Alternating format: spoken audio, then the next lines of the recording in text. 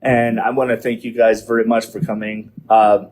Jim Jonas, Director of Veterans of Politics, and City Council is my favorite political office. Okay, so first off, I'd like both of you gentlemen, each one can start. Just introduce yourself, what office you're running from, or for, I already said it, and why you're seeking our endorsement. All right, my name is Jason Porter, and I'm running for Henderson City Council Ward 1. I'm seeking your endorsement because I view the opinion of vets as probably the most important opinion I can receive, the most important endorsement I can receive. You folks put your life on the line for us. I'm very grateful for that. I'm honored to be in front of you as panel members, and thank you very much. Thank you. Councilman Seebock. Hi, I'm Councilman Jim Seebock. I'm currently the councilman for Ward 1 in Henderson. I want to thank the board for having us here and for allowing us to interview and try to gain your endorsement. Your endorsement is important to me because of the years that you've served, the years that you've given back. It's important that myself as a councilman continue to reciprocate that, to serve and give back to you. A little bit about me. Do you want intros a little bit? Yeah. Okay, sure. A little bit about me. I know I have about 45 seconds. First of all, I love Henderson. I grew up there, been there since 1986. For the last 30 years, I worked for Las Vegas Metro. I started as an officer, retired as an assistant sheriff, proudly working in this community in Las Vegas. In addition to that, I'm married. I have twins, boy-girl twins. They're 17 years old. They go to Foothill High School. And this past year, I was fortunate enough to win in a special election to become the current city councilman. So that's why I'm up for re-election already. During that time, though, I was fortunate enough to put into place a lot of the things I said during the campaign that I would follow through with. And so some of that focus is a focus on redevelopment, a focus on homelessness, a focus on addressing, helping police and fire gain more people. And finally, in my family, there are veterans, my grandparents, my father-in-law, who recently died. So I know I've seen their branch of service as well as what I've done in the community. Thank you. Okay, Jim Jonas, Director of Veterans of Politics. This question is for both of you gentlemen. The number 2 line item in the Henderson Master Plan for 2024 through 2027 is to enhance water conservation, education, and outreach. What is your plan to accomplish this within the city's current budget? Whichever one of you wants to start. Sure. So first and foremost, I took time to meet with John Ensminger of the Southern Nevada Water Authority just to see how dire the water situation is and what that means to the growth in Henderson, because that affects development. And and he told me the main ways water's lost is through people not hooked up to septic, landscaping, evaporative coolers. So in other words, if you're hooked up to a new development, into a house, everything inside your house, that water is reclaimed. In other words, he says Henderson is good to continue to grow. As a city, we've started to do our part. The city passed ordinances for conservation about landscaping and taking out grass, pool size, evaporative coolers. Further, the city offers rebates to citizens to also, on top of what the Southern Nevada Water Authority does, to when they do the turf replacement. And there's other things, but I will stop my time. Excellent. For me, bottom microphone. Is that better? Yeah. Excellent. For me, it really boils down to the fact that Henderson is growing too fast. We have a city council that is approving developments at an unprecedented rate. You know, I moved there because I love Henderson. As a public speaker, conferences in Las Vegas are normal.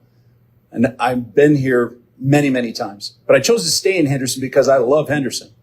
As soon as our last child graduated from high school, I moved here. I moved here because of the hometown feel. And the reality is that hometown feeling has changed. That's why I'm running. It's being overdeveloped. Now, we have a council right now that is in favor of development pretty much always. That does take water, right? I want to make sure that we pace that with public safety, that we don't grow too fast for our cops and firefighters. Andre Haynes, Armed Forces Chamber. Henderson police officers were accused in a conspiracy to cover up a car crash involving an off-duty coworker.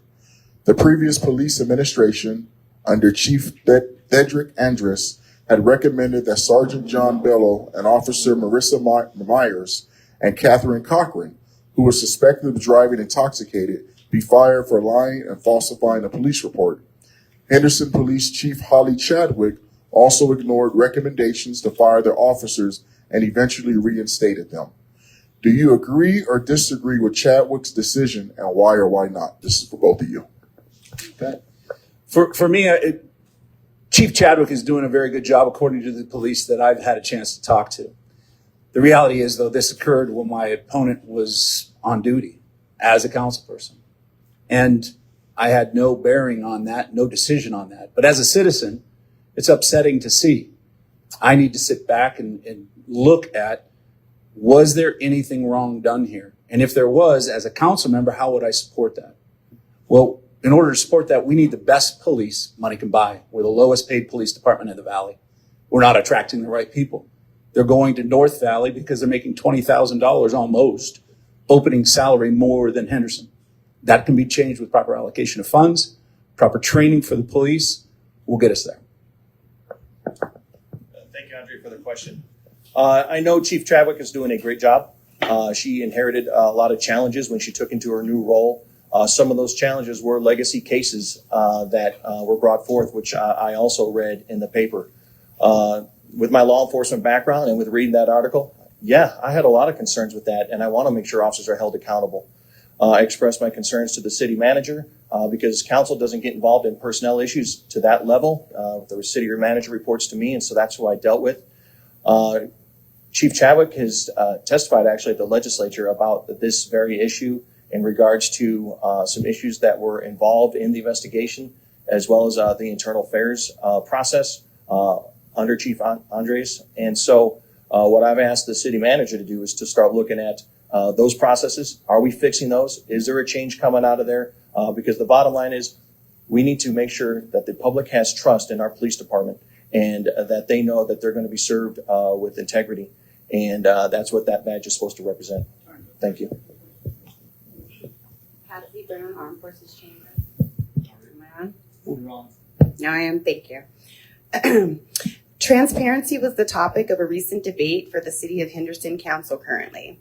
The policy outlines that if members of the public complain directly to their elected representative, that the same representative is mandated to direct all complaints or problems promptly to the Chief of Staff, who will be accountable for response, engagement of appropriate staff, and communicating with the customer until the matter is addressed.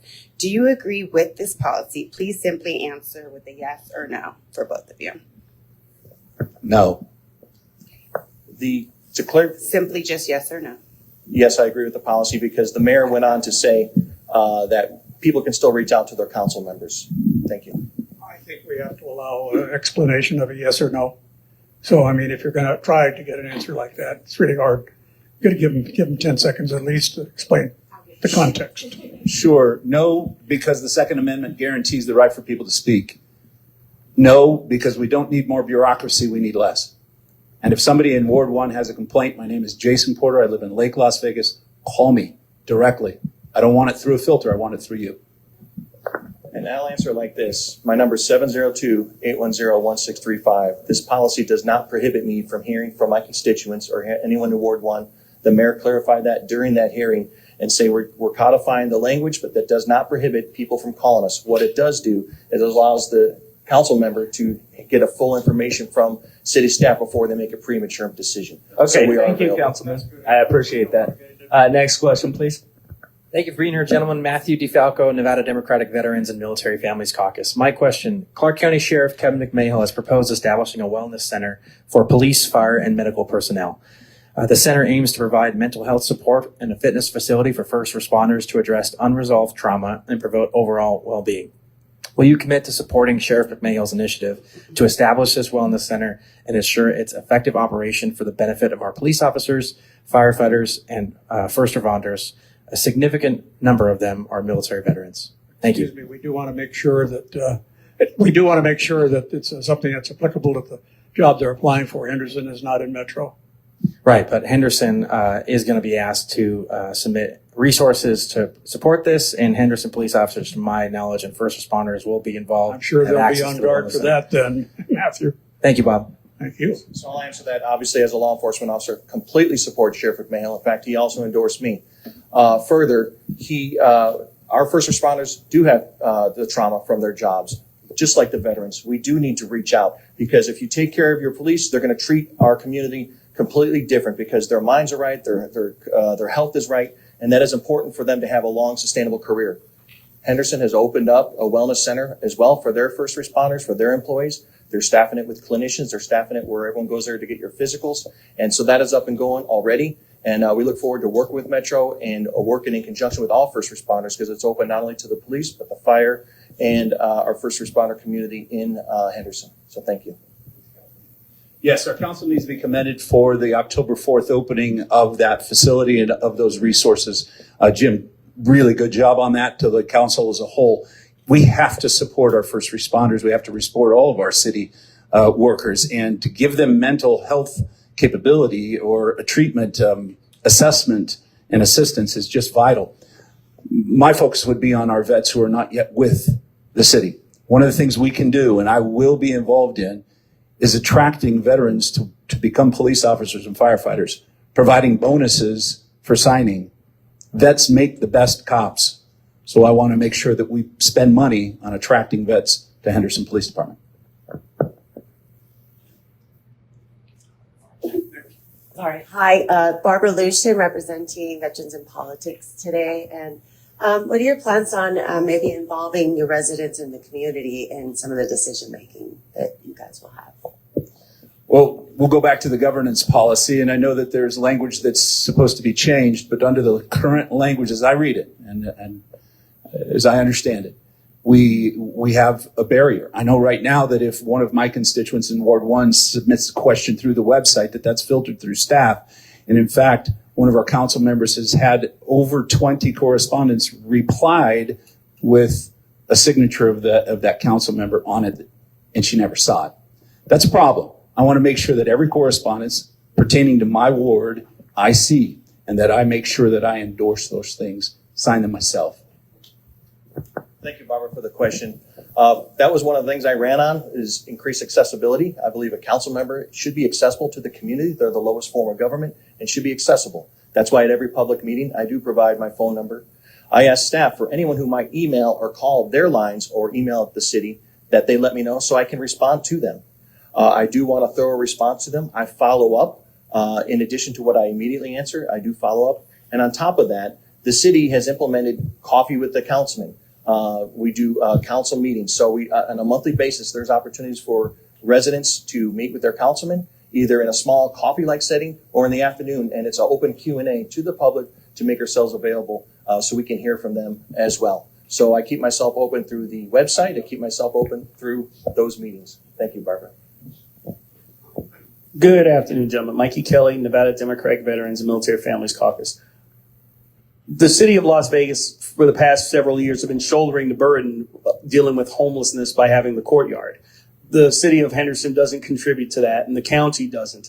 And there is a collective problem throughout Clark County with homelessness. My question to you is, as in Henderson, what are you doing to address homelessness as well as mental health issues with that population, as well as if you're not doing anything, are you willing to collaborate with the city and with the county to develop a more comprehensive homeless outreach and resolution program? Because right now it just doesn't exist. So this might be longer than 45 seconds, but in short, we passed. Henderson created a homeless response team. They also have their mobile crisis intervention team.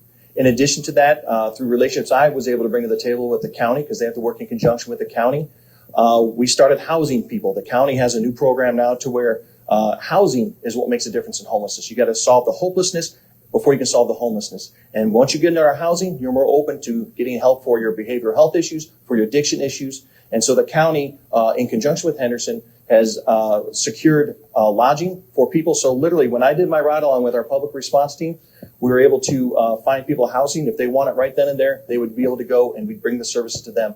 In the last 45 days, Henderson has housed 30 individuals off the streets. Thank you.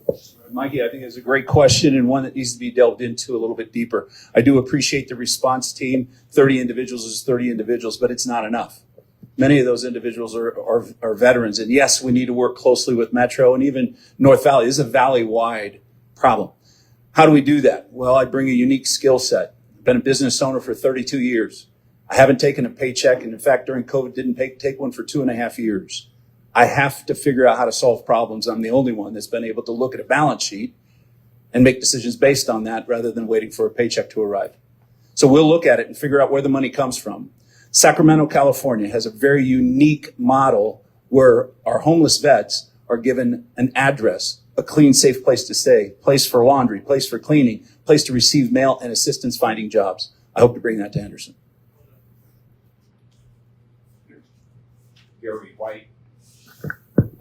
Gary White, Nevada Democratic Veterans Caucus.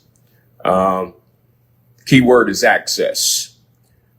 We have a very poor public transportation system here. What is Henderson's opinion upon a valley-wide, valley-reaching transportation system on the level of a light rail system? So I'm open to that discussion. There's a lot involved with that because that involves the coordination with the other jurisdiction. That involves obviously a tremendous amount of money. What I am for is identifying, as you just already articulated, the traffic needs that are occurring to our growing city. That is one of the top concerns when I go and knock on the doors and talk to residents and looking for those traffic solutions. So I'm open for really any conversation that can help address some of the traffic concerns, especially as they're redoing the Henderson Spaghetti Bowl, as you look at ways of the increased traffic along Lake Mead, as well as just the road conditions themselves. So I am open for that dialogue and discussion to find solutions towards that. I can appreciate that. And I can't speak for Henderson. The question was, how does Henderson feel about that? I'll just tell you how Jason Porter feels. We're a world-class city missing world-class transportation. So we need to be involved in that. There are smart ways to do that. And as a business owner, what I do to solve problems is find the smartest people around and listen to them. Jacob Snow is somebody who I would trust very well. Lives in my ward, and he understands transportation. That's what he does is his whole life. So I need to surround myself with individuals who can help us make the right decisions. I will say about light rail, there hasn't been a great example of it recently in the United States that hasn't been a colossal money loss. So before just committing to throw money to it, we need to understand, will it actually work, and get down to the nitty gritty of it. As a follow-up. Time is up. On that question of follow-ups, because the time has expired, you can come back after the first round. Yeah, we'll let you give the last question. Go ahead, sir. Sorry. Mel Tillar, Nevada Democratic Veterans and Military Family Caucus. Prior to the current police chief, you all had in Henderson a black female chief of police and then a black male chief of police. I happened to be at the city council meeting when issues about Chief Andreas were brought up. The black community was very, very concerned about how those two people were treated.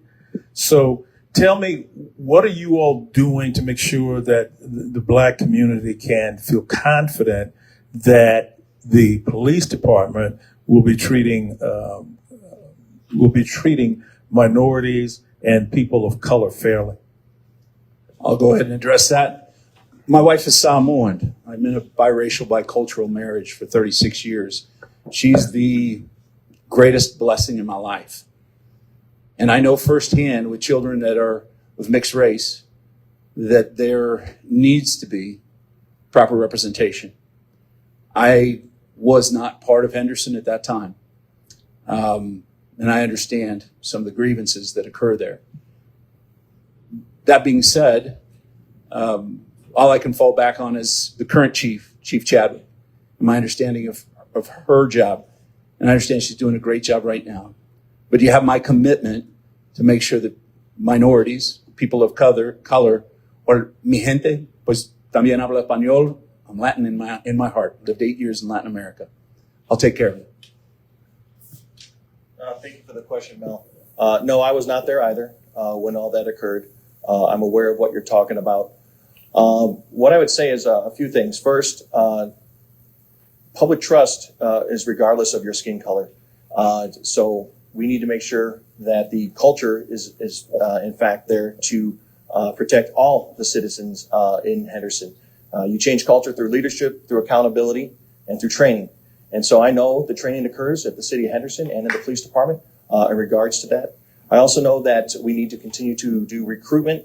75% of the city's recruiting budget goes towards our first responders to continue to grow that diversification. And we have to make sure we're treating all people to the level that they deserve, regardless of their skin color. Thank you. That's the first go around. Now then, I did send a signal that you didn't quite get what you wanted. You didn't quite get your answer out. Is that right? Yeah, just go ahead and follow up, Gary. Real quick. Yeah, my quick follow-up was this. As far as all the things that we've discussed, access means a lot. Homelessness, mental health, getting to the Veterans Hospital and other facilities for first responders. There's need for access. We have to address that. Okay. That's one of the questions I had for you. We have to support something like this. It has to be collaboration. And public transportation is not a money-making deal. Fortunately, I think their questions came out in the course of their interview. I think the answers did come out. Would you like to polish it off real quick? To elaborate on that, first of all, with homelessness, I don't think we really want to look at anything California does to solve their homeless issue. The other part I would say is we need the relationships, which is what I bring to the table. Over 30 years, I've worked in this community, grown up here, having relationships with the different county and city and state leadership to include the governor so we can better get the services to the veterans that they need. I was over our behavioral health unit at Las Vegas Metro. I helped oversee our homeless outreach team. Knowing those key issues and what works in this valley and what doesn't work is what I bring to the table. Thank you. And I agree that transportation does not need to be a money-making opportunity. We just need to be careful that on our balance sheet that it not be, again, a colossal loss of money. But there are ways to do that. There are experts in the field who've done that successfully in other places. Whether light rail is the answer or not, I'm not available right now to be able to answer that question. I don't have the studies before me. But certainly would be open to it because the cities like New York and others works really well. Thank you for that answer. That was a good answer, I think. I want to say that from my own experience, you've got so many means of transportation short of rail, you know. But of course, you're on the whistle stop, aren't you? Right there on the Boulder Railroad. Yeah, Curitiba, Brazil has done an amazing job with their bus transportation. Lived there for a time. So it would be interesting to model that. Are we ready for closing statements? Jim? Yeah. Go ahead, Councilman. 1 minute each person. That went fast. So thank you again for everyone. I do ask for your endorsement. For those listening, please go to jimseebock.com to hear what I'm all about. But looking forward, I look for ways to support our veterans, increase staffing of our officers in our fire, make our houses more affordable, and significantly reduce our homelessness in our neighborhoods. I think the choice is clear with the candidates. I believe I'm more qualified. Not only am I saying things I would do, I've done it. I grew up in Henderson, and I just want you to leave with this is, you know, Henderson's a place that's grown, but yet you can still go to downtown Water Street and bump into people you know. It's still that small town place where, you know what, there's over 70 parks. The quality of life is fantastic there, 200 miles of trails. You still see friends and family you know. It is a safe community. It's a great place to have a house, raise a family, and that's what I want to continue to sustain, continue to grow, and continue to make those strides for. And I'm honored to have this opportunity before you. Lastly, I'd say is, you know, I've demonstrated that I'll get things done in Ward 1. Thank you. Thank you very much for your answer. All right, I appreciate the opportunity again, panel. Thank you very much, each one of you. I do believe that I'm the right choice for Henderson Ward 1, and I believe that wholly and viscerally because I've made the decisions as a business owner that are difficult to make. I've had to hire and I've had to fire. I have not collected a paycheck in 32 years. I figured out how to pay other people and how to prioritize those things. And in Henderson, yes, it is a wonderful town. It is a hometown feel, but that hometown feel is quickly fleeting. We have 200 miles of trails that are poorly maintained. We have a lot of wonderful things. Water Street, as a matter of fact, is just incredible. but I am not for open containers 24 hours a day on Water Street as others may be. What we need to do is keep that hometown feel here, and there's not much of a difference between somebody who's lived here their whole life and the 70% of people who've moved here like me, because we want Henderson to be Thank you the for best. your answer. Thank you. Time was up. I do want to ask a question. How long ago have you lived in Henderson? Lived in Henderson 6 years. 6 years. Okay, thank you. Anybody else? No, that's If we're done. Bob. We're going to have to wrap this up. It's wrapped. Yep. Okay. So with that being said, thanks, Bob. Sorry. So with that being said, that will conclude our endorsement interview for Henderson City Council Ward number 1. At this time, I also want to thank our sponsors, the Foreign Exchange, Stephanie Phillips, U.S. Senate candidate, Ron Quince, Congressional District 1 candidate, and Richard Cherchio, North Las Vegas City Councilman. Thank you.